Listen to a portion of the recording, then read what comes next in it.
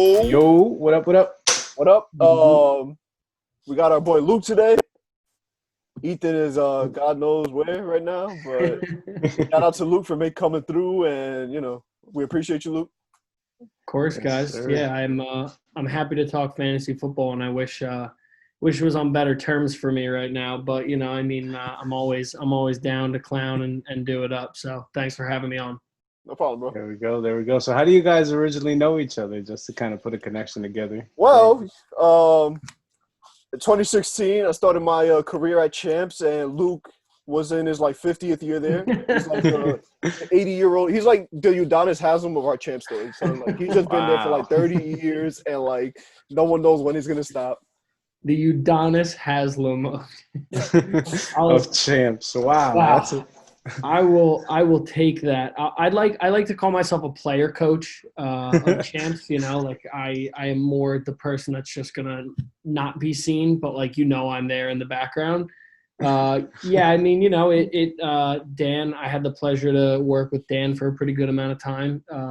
He had a pretty good stint at Champs doing his thing. I'm very proud of him.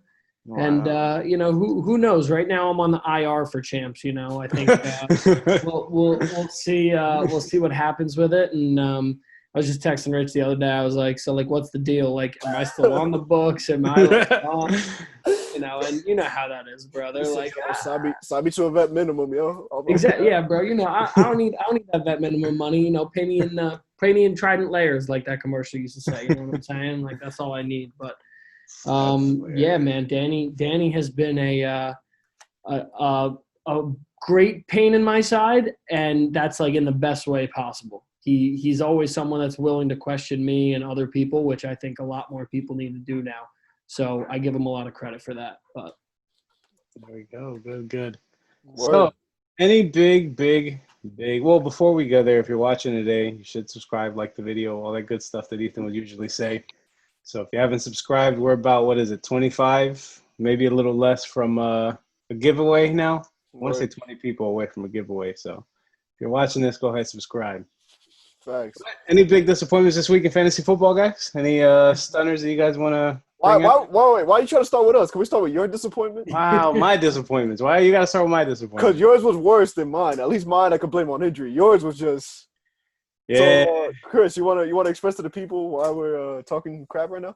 I should be 4-0 right now, but I am 3-1, and I lost by 0.76 on Monday Night Football when the Packers were 3-9. I had Aaron Jones. They literally what was it? It was 3-3 or 3-8, some shit like that. They decided to run the ball or decided to pass the ball, and they could have just ran the ball, and I would have won the game. Yep. But no, they decided to pass the ball. Didn't get it. And my boy Gage from Atlanta hasn't got a touch, so he automatically got dropped on Tuesday morning. So, yeah, that was a bad look for me. Luke, how was your matchup last week? Because I was so disappointed in my matchup, I didn't even bother to look at the other one. So I'll start off and preface it as I usually always go into fantasy every year with too many teams, too many leagues that I'm in. And this year was kind of the epitome of that, and I thought I had it all good with 7 leagues. It's crazy. And crazy. Bro, again, for the most part, it was actually good because I would say across the board, a lot of those leagues, I had the same pick for, let's say out of the 7, it was probably close to 5. I had 7 through 9 pick or 6 through 8 pick, whatever it might have been. So the reason I'm not succeeding as much is because of that pick. And at the end of the day, I'll blame it on my big upsets of the people are I can't this COVID thing is let's start off with that. COVID is just screwing everything up. Yeah, because I think you had the sit-outs, right? You had the most non-players. Yeah. 100% is half my squad. And that's the other crazy thing. So I had my team, and if you look at this league, that's why it's also funny. The league is literally from 4 to 8, and I'm in 8th, and it's because of I lost to I think I lost to the person in 4th or whatever. I dropped from 8, and everyone's 2-2 in that middle range. So I'm not too worried yet. I'm still in a pretty confident spot. But getting to what we said, my start off biggest disappointment is AJ Brown, bro, has been that's my guy. Like that was my fantasy, my dynasty sleeper last year. The kid was killing it for me, like animal. And I banked on him in a lot of leagues this year, and this year he just fell. I mean, and like look again, it's injury. You can't blame him, but like, bro, I mean, you had all that time in the offseason to get them hammies right, and like, this is what you give me. Bro, last year off the waiver wires, he was my savior. I think he got me in second last year. So I didn't even think about him on draft night, to be honest with you. Dude, and that was the thing that going into draft night, like I had a couple guys in mind that I needed, and all of those guys this year have just been like this emotional roller coaster. And I'll give you the 4 of them, and they're in most of my teams. James Conner is not on this specific team, but he's number 1 because that man is a nightmare, is an absolute nightmare for me. He just, I can't, I don't even know. Juju is like kind of there because Juju gets his touches, but then last week the whole thing completely screwed me. I was like, okay. COVID, yeah. You want to talk about that real quick because I know you had, A.J. Brown and Juju. A.J. Brown, Juju, McLaren isn't even – no. I mean, that was it for me. Don't you have Derrick Henry too in this league? Yep, you're right. Yeah, there you go. All right, yeah. So that was fun. Oh, and you have Nick Chubb I'm looking at right now. Oof. I was getting there. Oh, man. Yeah. So back to your disappointments anyways, my fault. No, and that's the thing. It's like, for the most part, I really like this team. When I look at my team on paper, I think I have one of the better teams on paper. The problem is these guys have just screwed me this year. Like, if you looked at this team healthy and no COVID, I personally think this would be one of the best teams in the league because, I mean, the star power is crazy. Imagine having Derrick Henry and Clyde coming, and then, like, your flex guy is Jonathan Taylor and or Nick Chubb as, like, running backs. Like, yeah, those 3. You'll be on the same boat as Ethan because Ethan got Chris Carson, Dalvin Cook, and Melvin Gordon. Exactly. And Joe Mixon. So and it's like, and that's crazy. And then like to be like, oh, like my 4 wide receivers are McLaren, Boyd, Juju, and AJ Brown. Like that's another stacked thing. And I mean, it also doesn't help that I think week 1 or week 2, Kirk Cousins literally put up -3 points. Yo, I saw that. I was like, what? This year, my biggest goal was to take quarterbacks late because a lot of these quarterbacks are like just slinging the ball this year. And I did my best to get Josh Allen in as many leagues as I could. And I did a pretty good job with it. But this league, of course, I mean, this league, people were taking quarterbacks like 2nd overall, 3rd overall, 5th overall. And I was like, oh, well, this is going to be an interesting night, So I got stuck with Cousins, and I was like, you know what? I don't hate it. I mean, the guy's got to throw the ball. And, I mean, he's got pretty talented wide receivers around him. But he definitely proved to me that he sucks. He sucks. Yeah. Super disappointing. But, it's still early in the year, and I would say if you combined all my leagues, I'm probably a little bit over 500, which is great. I got 2 winning leagues and only 1 losing league, so I'll take that. There we go. That's not half bad. So what's the strategy coming in this week since you're playing Chris and Chris is in second place? The strategy this week, without giving anything away, is praying to God that both my wide receivers are healthy because both are listed as questionable, and so are his. I was just gonna say I got Godwin out. Like what's his name? The kid Beasley is questionable. You got Beasley and Chenault, who are like.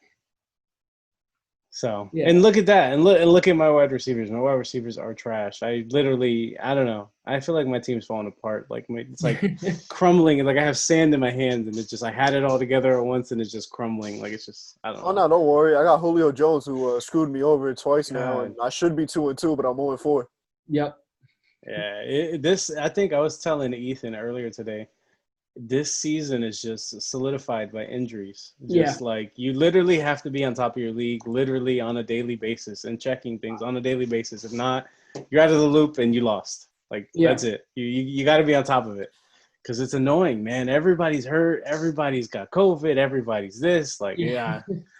God, it's a lot, man. It sure is. I would say the crazy thing is like for years now, everybody's wanted the preseason gone. Everybody's been like, yo, get rid of the preseason. It's trash. It means nothing. It's whatever. And I mean, Now look, yeah. you know, if there's been any time to ever justify needing preseason games, it's been this year. Now, again, I don't necessarily think you have to have 4 games. If the players think that they need 4 games, then like so be it. Give them 4 games. But you know, if you want to make it 2 games, if you want to make it 3 games, because I do think they need that little bit of running around. They need that little bit of intensity. I mean, think about it in this sense. I had Le'Veon Bell who got hurt week 1. If Le'Veon Bell gets hurt week 1 of preseason, he's back by week 1 of the preseason. Now it's week 5, and I'm still praying to God that he just got back to practice that he's going to be straight for Sunday. Yeah. And even in a situation where, like, you know, knowing Le'Veon Bell, even if he doesn't, let's say he doesn't start till week 3 or 4 of preseason. Let's say he doesn't play aggressively.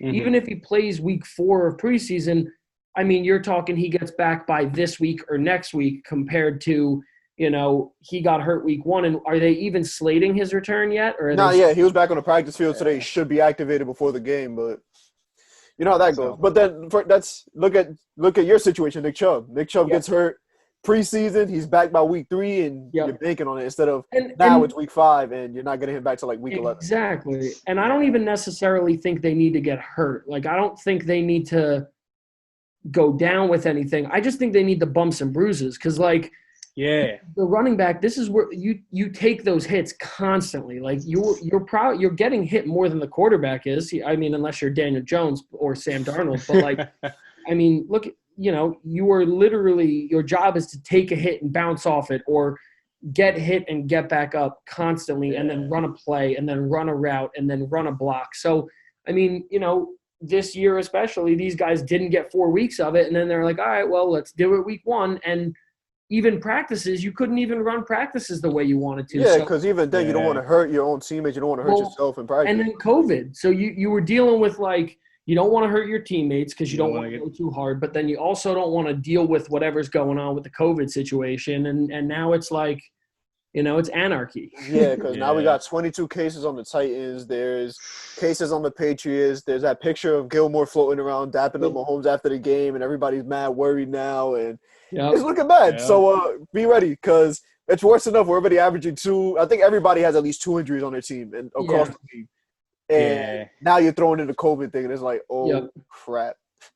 Yeah, I will say the thing that I think the NFL will have a good way to rebound from it, or at least attempt to, because I think they were able to kind of sit back and watch the other leagues start and play and do what they had to do. So hopefully, I mean, like, worst case scenario, if it starts going crazy, I mean, you shut it down for 2 to 3 weeks and then you start it back up and then you just push everything. Like right now, I mean, you're getting very limited capacity in every facility. If there's a Florida. Super Bowl, there's a Super Bowl that's going to happen. And Texas.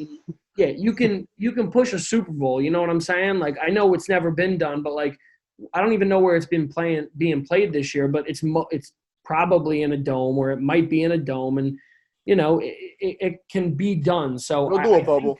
It's good. It's good. It's supposed to get played in Tampa this year, supposedly. Okay. Yes. Yeah, that's still in the talks though. They still haven't confirmed that that's gonna be exactly where it's at. Well, even if they do it in Tampa, I mean, you know, that it's going to be interesting to see because, you know, I know Florida's a hot spot. It's like, is it? Isn't it? Is it? Isn't? I don't know. Yeah.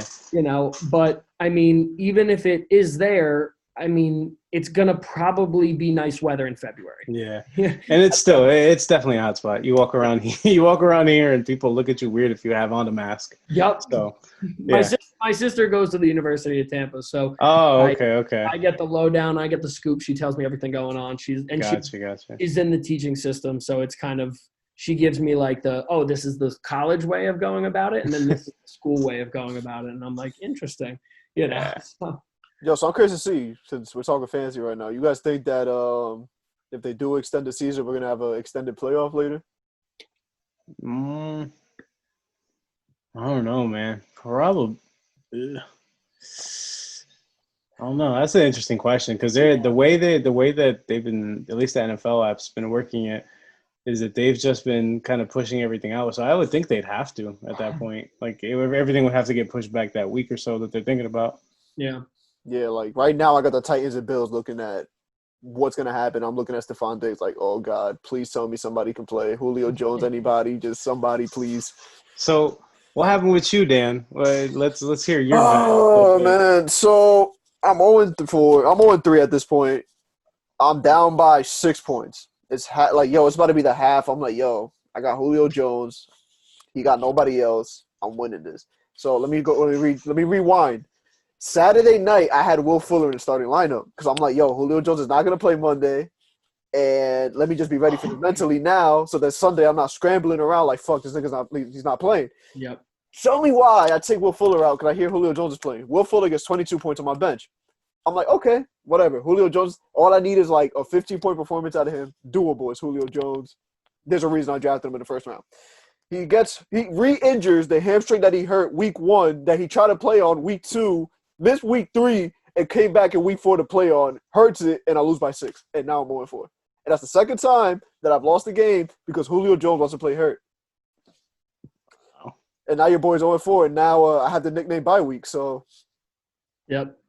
until then, Yeah, they that's another funny thing. They high key called Dan by week. I actually heard. I don't know if you guys heard the rumor that was going around that apparently the Patriots hit the Falcons up about Julio. Yeah, I was reading something. I didn't know how credible it was or not, but I heard like that apparently Atlanta. I mean, if you think about it, Atlanta is kind of in a very bad situation right now because I mean they're 0-4. They're probably not going to make the playoffs even if they win out or it'd be some crazy scenario. Yeah, it's got to be something nuts. But even at that, I mean Julio's getting towards the end. I mean even if he has 3 or 4 years left, I mean he's in those like final couple of years and. I mean, you got young talent coming in there, and I mean, look at Ridley, dude. Ridley's literally a top 5 receiver right now. Like, if you want to make the case, and then I mean, they're only going to try to get more weapons, and then you got to figure, okay, what is Matt Ryan's deal? Are they going to keep Matt Ryan? Are they going to shop Matt Ryan? Are they going to draft a quarterback? So, I read that apparently the Patriots contacted him about it, but. I was breaking it down, and the Patriots. They don't like to pay people like big money. So I think the problem with getting him would be that they'd probably love to have him because he could be a Randy Moss towards the end of his career. Go there, play, kill it. I wouldn't mind it. I think he's owed like 16 or 17 million next year, and I was like, the Pats ain't dishing that out for him. Whatever could get me 30 points a week again. I'm fine. Yeah. But it's good to it's crazy to see how. Cam Newton really makes a difference on that team, huh? Cam on that team is exciting. It's fun. It's a Patriots football that we've never seen. So I think that definitely adds a level of intensity to it, like Patriots football, where like you're getting somebody that's, I mean, does he have the strongest arm in the NFL? No, but I mean, he's come out there and showed and proved that the guy can still ball, week 1 in fantasy, 25 points, week 2, 34, and against the Ravens. Exactly. He is not like he's not your top guy. Like he's not a Lamar, he's not a Mahomes, whatever, but he's very much kind of just slipping under the radar, going in there every week, doing his thing. And, not only that, I mean, Cam is great because I think now, I mean, they're doing those run packages with him. They're like, oh, Cam, you can run the ball a little bit if you want. You can do this. But, I mean, Cam now is sitting there and going like, okay, I don't necessarily have to be the run-first guy. They got options. They got Sony Michel, Burkhead, James White. And, I mean, I just think the NFL – if you're that run first, if your first instinct is run, your career is most of the time not something that will last that long. But if you have the ability to go and do it after you look and see it's not there, go, or it's a design play where it's a fake and go, it's great. So that's why I really think Cam now is succeeding because, I mean, every defender is like, yo, is this guy going to run on me? Because, like, he's a body. He's the size of a defensive end or a linebacker. So, like, you know, if I'm a safety or a cornerback, I'm like, bro, I don't want this guy. I don't want this guy coming at me. Like, you know what I'm saying? So I'm blocking my guy up as much as I can. And then he starts trucking down the field. And I'm like, all right, well, we're going to try to take Cam down today, you know? It's crazy because before that Deshaun Watson trade I made with Eddie, I was really debating Cam Newton. I'm like, let me just go with Deshaun Watson just because. Well, you know what, man? I mean, Watson was a smart move. You can't do anything about that. Texans aren't a bad team. I mean, the Texans, you can see that now. I mean, they needed that wide receiver. Like, they needed Hop. But I think the Texans were in a bad spot because you can't have a GM and a head coach. Like, you can't have that person. You can't do it. That person cannot run both of those. He was getting a little too emotional out there, and now you're looking at DeAndre Hopkins, what he's doing in the Cardinals, and you're like, well, if only he was still there, Deshaun Watson would be going to be 40 points a week in fantasy. Yeah, but it's kind of like I said. I mean, like, think about, like, you'll play on a Sunday, and you're the head coach, and your team loses, and then Monday you got to go back to, like, the front offices and whatever, and, like, you're not just the head coach. Like, you're the GM too. So you got to talk about roster spots. You got to talk about trade. Like, those two things have to be separated. Like, you can't, you can't be both of those people. So that's why O'Brien getting fired was, in my opinion, good for the Texans, because now they can say, okay, we got to find a head coach and we got to find a GM. Not the same person. We have to find two different people that can come together and make those decisions and, say yes, say no, and disagree, because you can't just have like one man being a yes man, because then they can bring in or get rid of whoever they want. Like, exactly. O'Brien literally said, Hopkins, you're out. And, like, there was no GM to be like, I don't think that's a smart idea. Yeah, because now you got Will Fuller as the number one option, and I can tell you guys from experience that ain't the greatest because he's hurt like every other week. Yep. And Yeah. oh man, what a year! What a year in fantasy. Injuries. Guys, please stay healthy this week. We cannot afford no more injuries. Give me some wins this week, man. I want my teams to. Oh no, I need you to get a win against Chris, because then I won't let Chris hear the end of it for the rest of the week. So yep. Exactly. Please do me that favor. My boys are gonna ball. Just let my questionable guys actually stay healthy, man. Please. Yeah. Juju's gonna just pull up on Sunday, be like, "Oh, my hammies, my turf toe." Like, peace. I need Juju. I need every piece of your team. I need Chris to get the smoke so I can talk so much. It's all right. I'll do my best. Luke, I appreciate it. Appreciate you being here. Thank you for your time. Definitely were a great help today since Ethan wasn't here. And yeah, it was good, man. Thank you. Back. Yeah, man. Of course, guys. Thanks again. No problem, bro. All right, Chris, I'll see you tomorrow. Peace out, guys. Peace.